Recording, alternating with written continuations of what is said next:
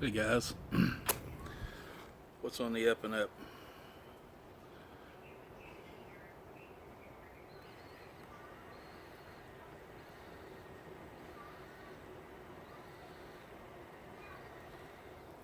Let me light this bowl up.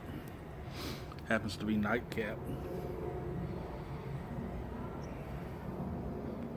And we'll jump into this. Feet first, or head first, whichever way you want to look at it. It's all the same to me.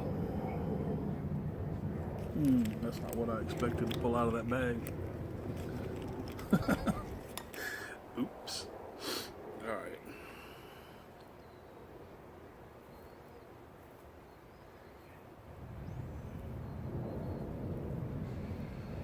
So Mr. Maritime Piper has initiated a conversation, and I think it's just fantastic. The conversation itself and the fact that he initiated it. I think this is something that's missing from the YTPC. And that's extended conversations among several people by way of videos, VRs. The Maritime Piper just got finished, or he's in the process of reading A Brief History of Time by Stephen Hawking, which I read, it's probably been 25 or 30 years ago. Whenever it came out, that's when I read it.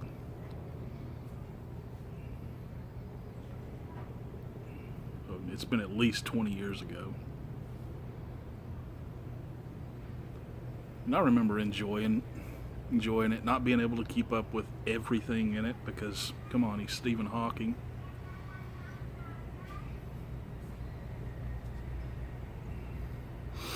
It was pretty fascinating to me, some of the stuff he talked about. So anyway, Maritime Piper's question is, why is it so often that science and, his words, religion are in opposition of each other? That might not be the exact way he said it, but seem to butt heads with each other. Why does that happen? Well, there's a couple of things right off the bat that stick out to me. One of them is the word religion.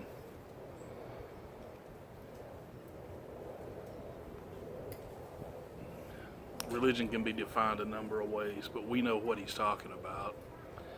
With that being said, there's some 4,000 religions in the world, organized religions, but most of the people who are religious fall within one of the 7 major ones.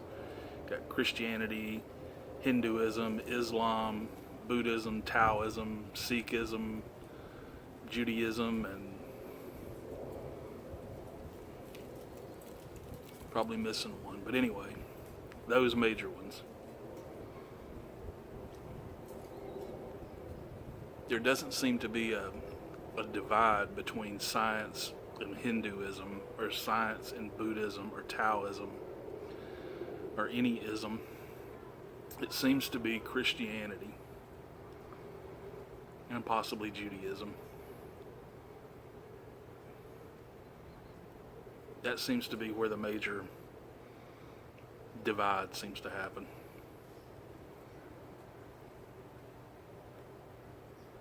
Then you've got the question of what is science. Science is a number of things, but it's, I guess in its rawest form, it's the seeking of knowledge, the seeking to explain things by way of testing and repetitive proofs.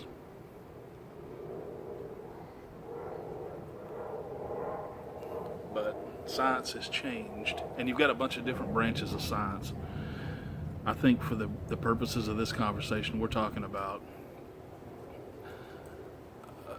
sciences like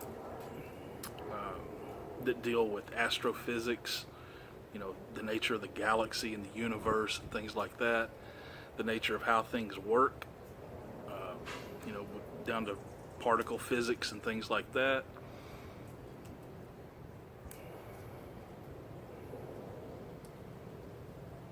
And the science that deals with discovery and resolution on planet Earth. I don't know if there's a name for it, but finding out what's going on with the Earth, how the Earth works, how it's, you know, that kind of thing. Geophysics, maybe.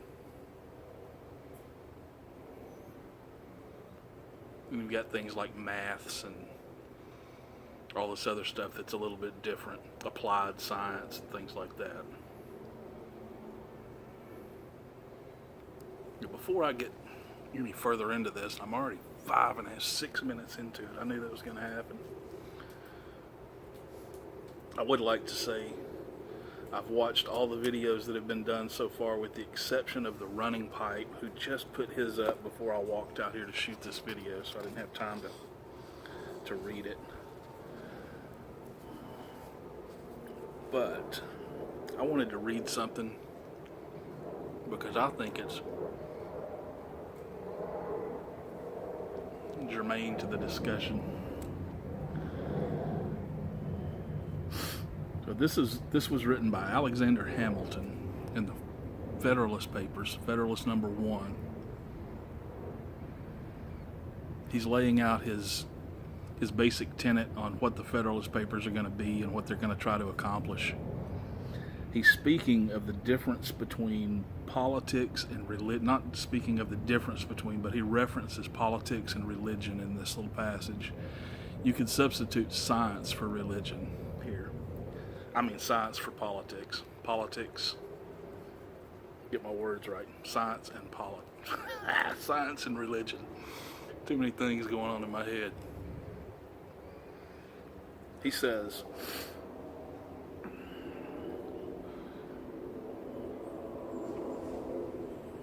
so numerous indeed and so powerful are the causes which serve to give a false bias to the judgment, that we, upon many occasions, see wise and good men on the wrong side as well as on the right side of questions of the first magnitude to society. This circumstance, if duly attended to, would furnish a lesson of moderation to those who are ever so much persuaded of their being in the right in any controversy.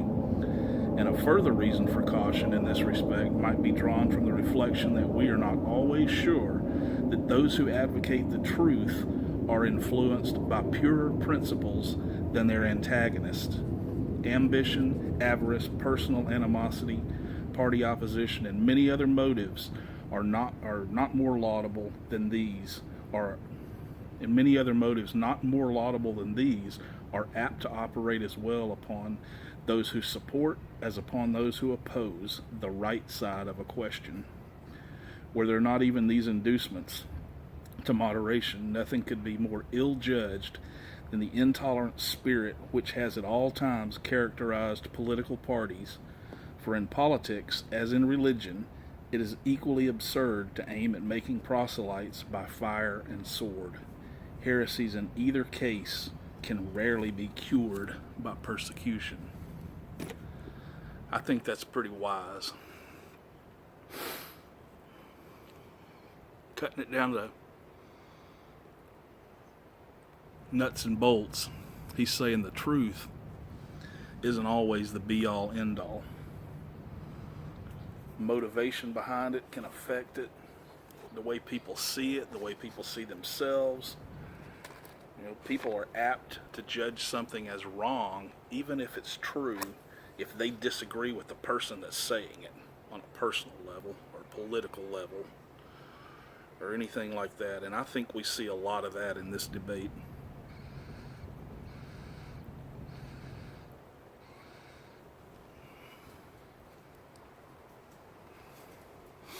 The reason I brought Alexander Hamilton into it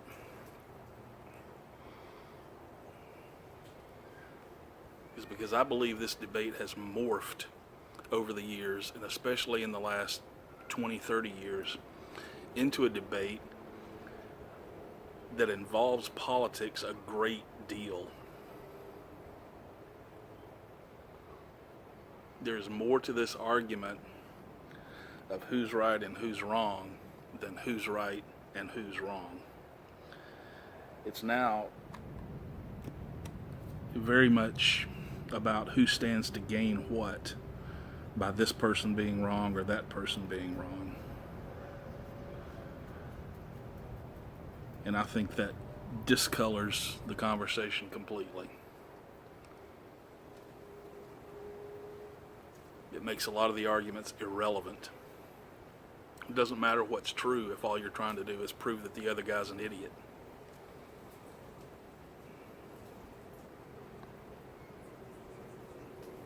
I went and read a bunch of stuff a bunch of quotes by Stephen Hawking, Neil deGrasse Tyson, whether you like him or not. Ronan Piper mentioned a few by people like Einstein, Tesla, Copernicus maybe. I don't remember who the third one was, but anyway.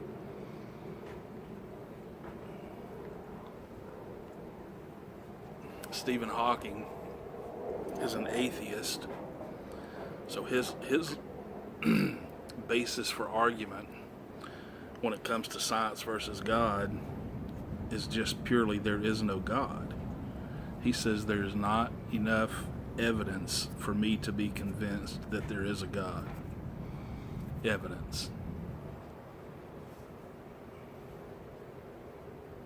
Neil deGrasse Tyson is of the same mind, but he's much more vitriolic in it. He not only wants to let everybody know there's not a God, but he wants people to think they're stupid for believing in God. Now, I hesitate to throw this guy's name out there, and you'll know why when you hear it, but he's very outspoken. He puts himself on one side of this argument. He makes claims to his authenticity, so he's out there. Bill Nye.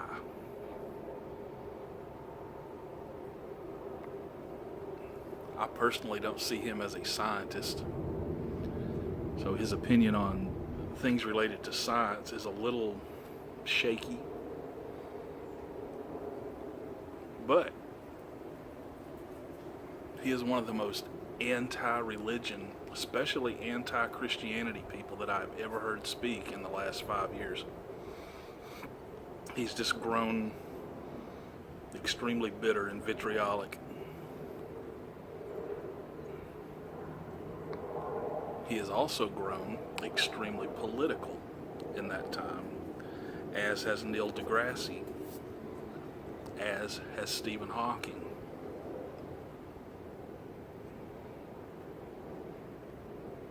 And on the other side, you've got an interesting array of characters that speak for religion, which I don't necessarily think anybody speaks for religion, or Christianity, if you want to put it that way.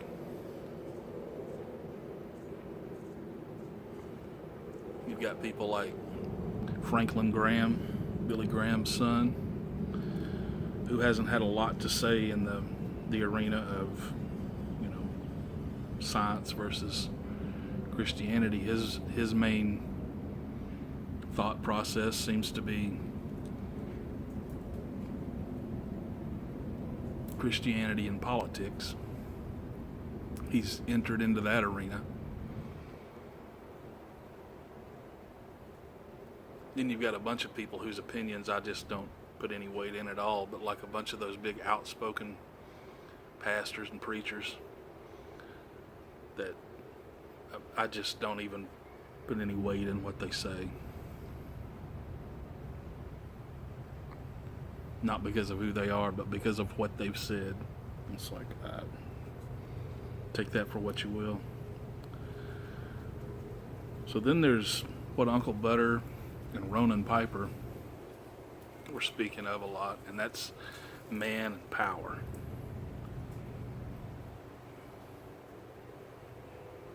I don't think science reaches for that power, that control over man as much as the political aspect of it does. That should be obvious. Politics uses science for political purposes in every instance. It doesn't use science because it's for the good of humanity or the good of the community or the furtherance of a nation's unity or liberty or technological advancements. Sure, those things happen, but the main thing it's used for is to beat the other side down.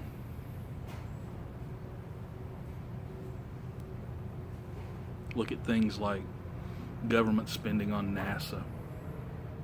Government funding has been slashed. Things like the global warming debate.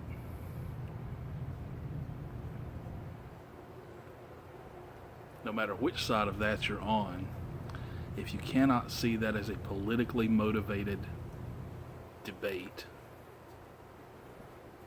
then you're not looking at it from the proper angles.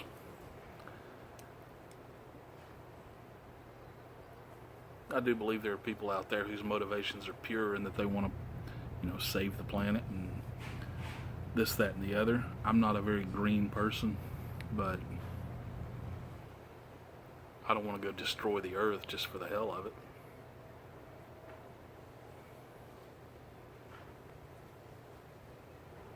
So then there's the man aspect of it, which Ronan mentioned a lot.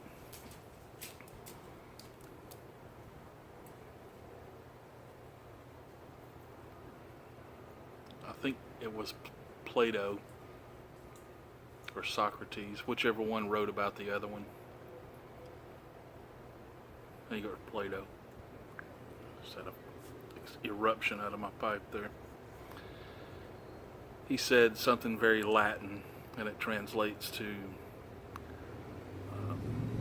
all that is known is that nothing is known.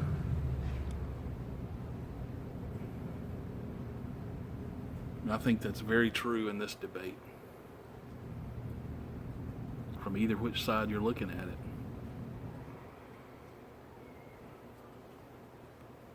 And I came up with this one. We believe, or we know what we think we know.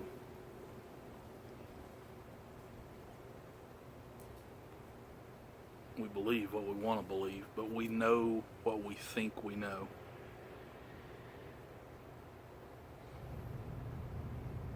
Whether it's true or not.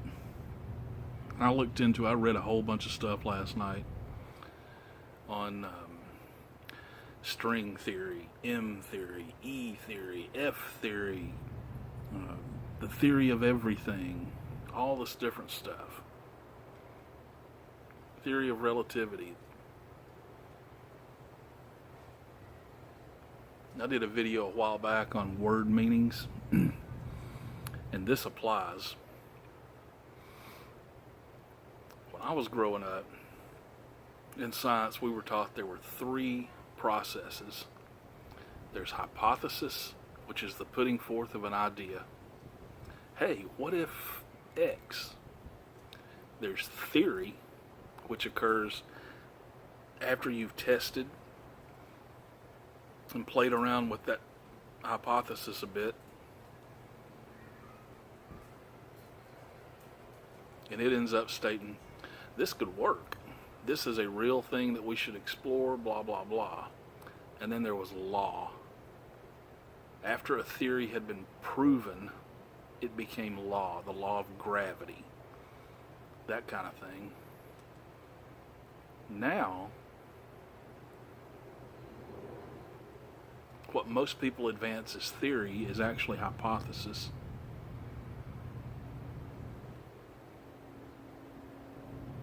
And what most people hear as theory is taken as law.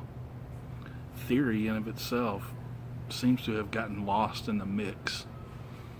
All these different theories, string theory and E theory and F theory, and I mean there's a ton of them out there.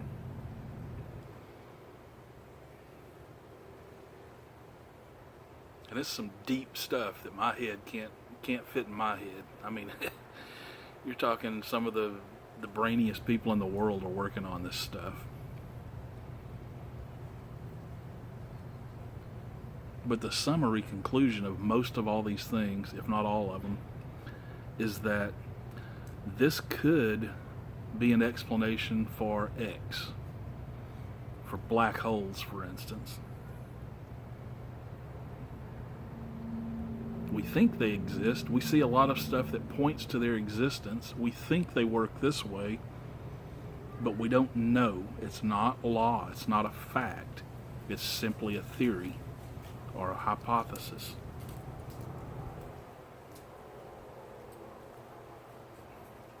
And most of these things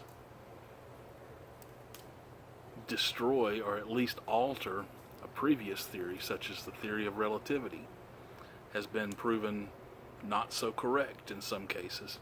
This is the theory that drives physics. I mean, it is the 1 + 1 = 2 of physics. And there are parts of it that have been proven incorrect.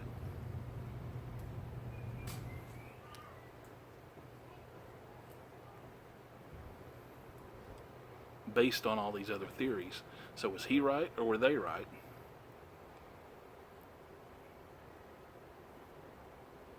It's hard to say until you put it to the test, until you can repeat the process and come up with the same results over and over again. It's not a law. String theory. Stephen Waters mentioned the guy talking about 11 different dimensions. I read some about that. Some of these dimensions, one person postulates or theorizes, or however you want to put it, that the reason we can't see them or prove them is because they're so small that we can't get down into that level of scale. It's impossible to see it because it's so tiny. Another theory in the same argument states that they're so big, so incredibly big, that we can't see them. In fact, we are that little small thing that the other theory talks about. So string theory in and of itself contradicts itself. And science is full of this. I'm not saying science is wrong. I'm saying science has not been absolutely proven in a lot of these things. And for people to use that to say there is no God, there is no creator, that kind of thing, seems a little intellectually dishonest to me. There's something else I read states that we're born atheists. We're born, the state of man at birth is atheist. They can't know whether there's a God, or they can't know what their beliefs are. Therefore, it has to be proven that God exists before one can become a theist.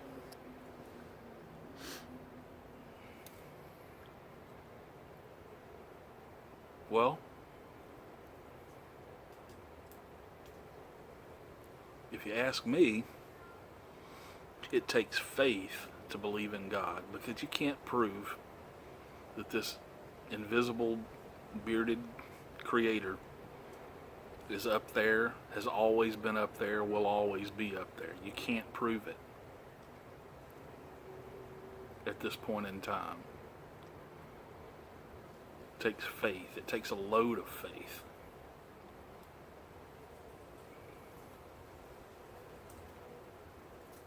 I would say it takes just as much faith to believe in something else that you can't see.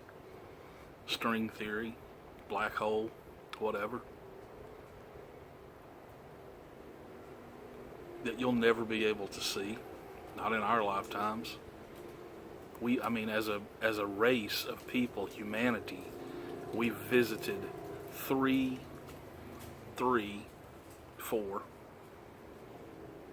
bodies off outside of Earth: the Moon, Mars, an asteroid, and Venus. And that's it. We've sent things by other planets, but we've never come close to getting to another star, and we'll never come close. With current technology.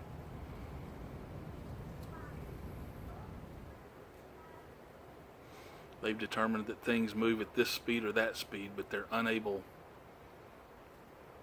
to produce anything that moves any faster than what we've got out there right now.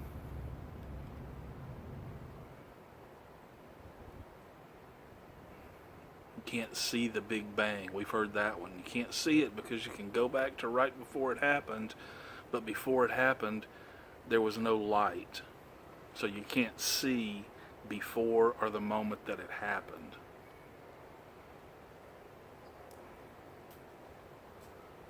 Then you don't know how it happened.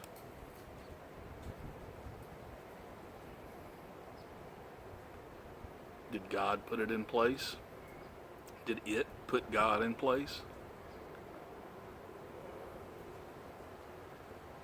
So as to why they're at odds, I think what I've taken away from it is that because it endangers man's ability to be sure of himself and to trust what he believes.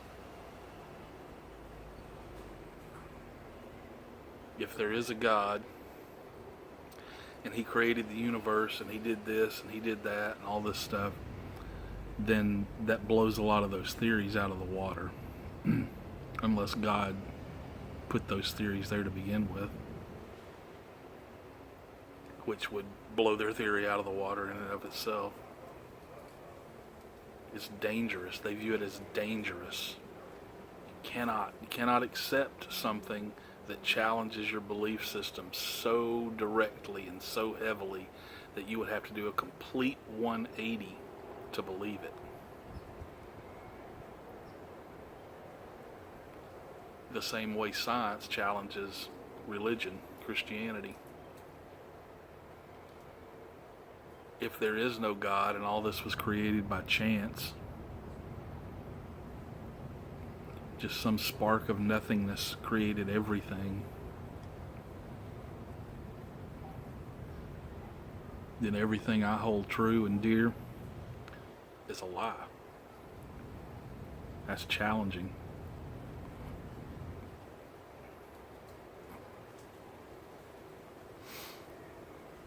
On both sides, that's the nuts and bolts of it, in my opinion.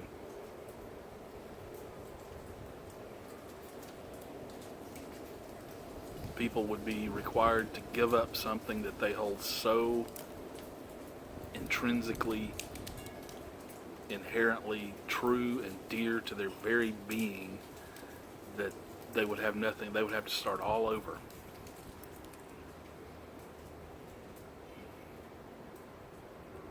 That's not fun to think about, whether you're Stephen Hawking or Yardism. I'm at almost 29 minutes here, so I'll wrap it up. I think Running Pipe, his title was Science versus Religion, an Intro. And I think that's a very good title, even though I haven't watched his video yet, because I don't think this is nearly what I have to say about it, or anybody else that's said anything so far. There are things in everybody's response so far that I heard, every single person, where I went,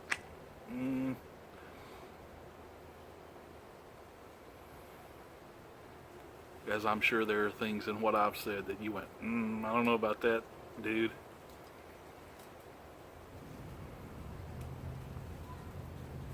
None of us know. None of us can know. I don't think we're supposed to know. The nature of religion is faith, and the nature of science is wanting to find out. Why? How? I think the inquisitiveness of man falls more in line with science than it does religion. We all want to know why.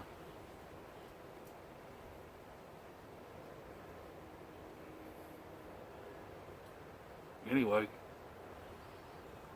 that's my intro. Maritime Piper, man, I'm like Uncle Butter. I think it's a great question. I think it's a necessary question. I think it's the question for the ages.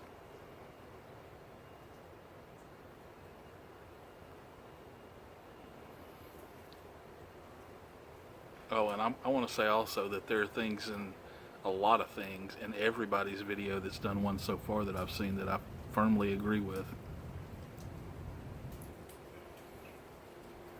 So 30 minutes is too much for me. 31 minutes. If you've hung on this far, congratulations. There will be more. Enjoy your pipe. Ignore my hype.